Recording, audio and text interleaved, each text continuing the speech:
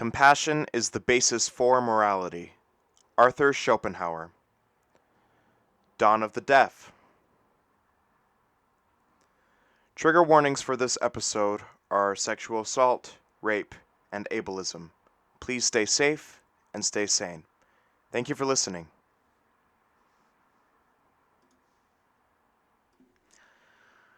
Hello, everyone, and welcome to Feed Don't Eat Your Brain. My name is Zachary Ballard, and unfortunately, it's just me this week. I was going to get Chris Flamakis to come do 28 weeks later, but he's very busy this week, so I made a solution. So basically, whenever that happens, I'm going to do a zombie short film. I'm going to basically talk about a zombie short film. This one is called Dawn of the Deaf, and it is on YouTube. It's 11 minutes. You can go watch it really quickly. And just so you guys know, before you go watch it, it is, as you can hear from my trigger warning before, there is sexual assault and rape in it. So just so you're aware about that, I want you guys to stay safe and do what you need to do. And because that's the most important thing, right? So, basically what I got from this short film is that abled people have a responsibility to be compassionate and to help disabled people have the same opportunities and rights that we have, because this is a very ableist world, and for the longest time it was just built with abled people in mind, because abled people are the majority, and where disabled people aren't. And it's just easier not to, not to help disabled people. But it is our responsibility, if we are a society, and if we are a good society, to help other people and to help marginalized groups continue to grow. And obviously, it's not going to get better overnight. It takes constant work and persistence, right? But if we continue to talk about it and continue to discuss it, then eventually things will change for the better. With that in mind, I wanted to talk about. So the story basically follows three different deaf peoples. The first one I'm going to talk about is two deaf girls. As you saw, these kids were pranking them, and then they realized that they were deaf, and they started making fun of them. And then they get really upset, which honestly I would be too.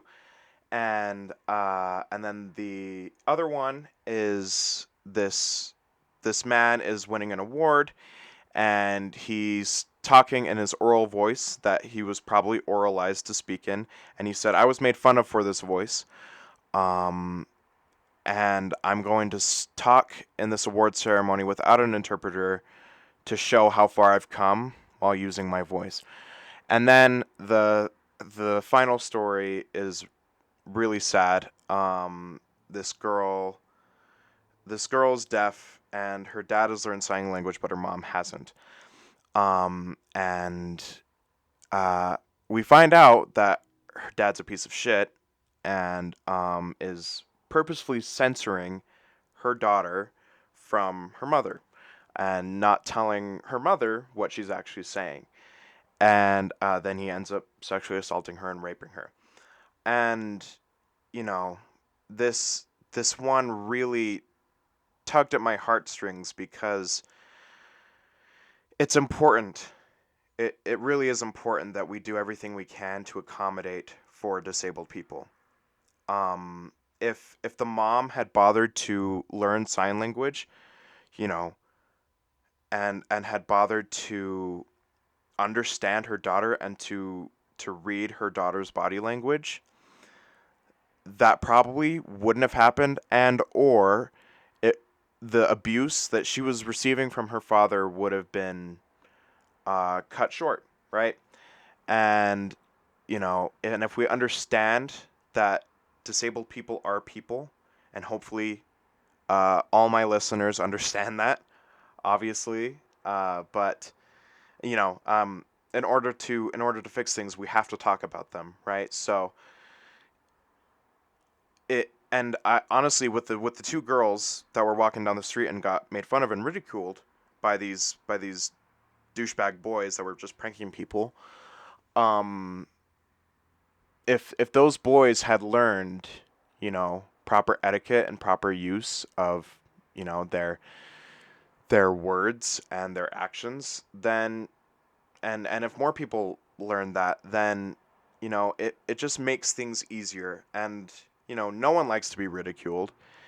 When you're ridiculed and when you're made fun of for something that's out of your control, it sucks. And I know we've all been there. But for some reason, because abled people are a majority, and because we've been in power for so long, that we have just almost numbed ourselves. A lot of us, a lot of our ancestors have numbed themselves to disabled feelings and thoughts and opinions. And obviously that's not right. And we have made a lot of accommodations like handicap parking and interpreters for, like, in schools and workplaces and things. But even then, for the last 4 years, um, there wasn't an interpreter at the White House. We just got an interpreter in January 20th of 2021. So even then, we are still very ableist, and people continue to be ableist. It was just the other day that I had a person use the R word casually to describe something in class, and I was like, "Whoa!" I thought that was complete. I mean, it was just the other day that someone used the R word casually to describe something in one of my classes, and that brought me back because I thought no one uses that word anymore. Um, and it was it was insane, and I didn't know what to do. I got the feeling that I had to say something, but then I wasn't brave enough, to be honest. But then one of my friends, she stood up and said something, and that person apologized, and we moved on. But it really made the room feel better, and especially since we had a deaf person in the class and we have an interpreter in the class as well. It it was just a really bad situation, and a really, really, not that there's a good time to use the R slur, but it was a really, really bad time because we had someone that has probably had experience with being called derogatory terms because of their disability, and being belittled because of their disability. And it still happens, and it's happening today, and whether we want to realize it or not, it's still happening. And I think the important thing is to just be an advocate for disabled people, and to understand and to be observant when these people are being marginalized, and to help them get a leg up. Because I think as a society, and as a hopefully a good society, we want to continue to be better as a society. And when people are behind, we help them reach our level. And then hopefully, if we're behind, people that are ahead help us reach our level as well. That's why we have schools. I mean, that's why we have so many things that help people, because, you know, no one should be left behind in a civilized society, because if we don't do that, then we're no better than animals that leave the weak to fend for themselves and die. Uh, so yeah, we're humans. We have humanity. Most of us have empathy and sympathy for other people. And so therefore, most of us should be actively engaged in helping people get a leg up. And helping and it doesn't even have to be talking about disabled people. Any marginalized group of people, whether they've been marginalized because of their race, because of their sex, because of their gender, because of their sexual orientation, because of their abled status, because of their religion, anyone that has been marginalized, we should stand up for each other's rights. Whether we agree with their lifestyles or their politics or not, it is important that we look out for each other and stand up for each other. Because I'm seeing a lot of us not doing that. Um, I won't get too political on it, but yeah, it's important, and it is also important to call out behaviors that do not stand for equality and each other's rights, and because that's how we're gonna get stuff done, and that's how we're going to get better as a society. So, that's my ramble session for the day. I hope you enjoyed this episode. I have one bit of news, so I would just like to show appreciation for all you listeners out there because. Oh, wait, hold on. So, anyway, let's get to the zombie aspect of this short. So basically, there's this thing called the pulse, and it basically caused this loud noise that killed all the hearing people, and it was just the deaf people that were alive. But immediately, I was like, oh no. They're already at a disadvantage because they can't hear the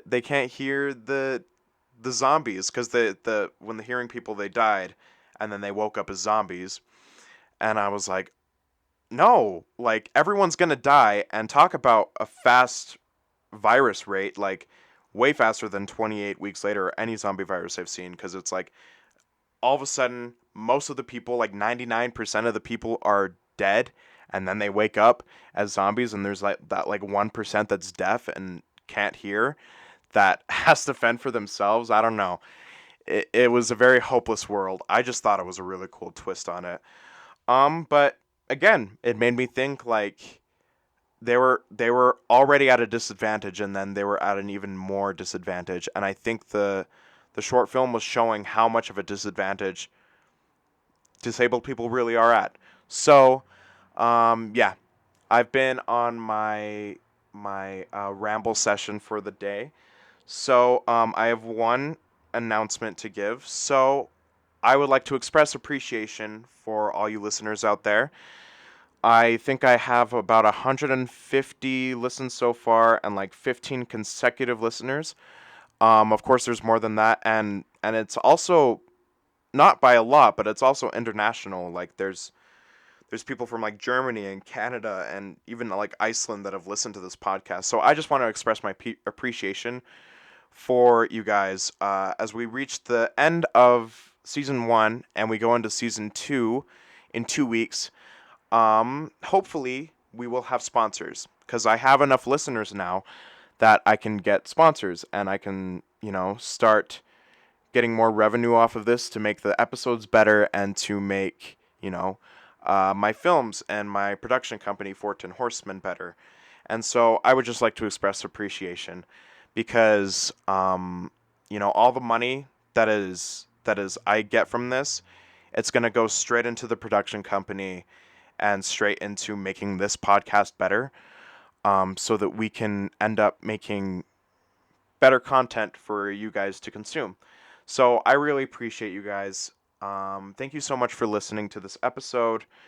Love you guys. Take care of yourselves. Have a good night. Thanks for listening.